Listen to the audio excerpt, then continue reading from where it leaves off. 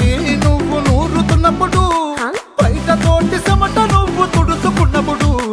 దండాన నీ సొక్క ఆరేస్తున్నప్పుడు, నీ ఒంటి వాసన తెగ గుర్తొచ్చినప్పుడు, రెండు చేతులెత్తి జుట్టు ముడిసినప్పుడు, జెండు కత్తుకొని పడుకున్నప్పుడు, అలసిపోయి నువ్వు ఆవలించినప్పుడు, వచ్చుండై ఫీలింగ్స్ వచ్చి వచ్చి చంపేస్తు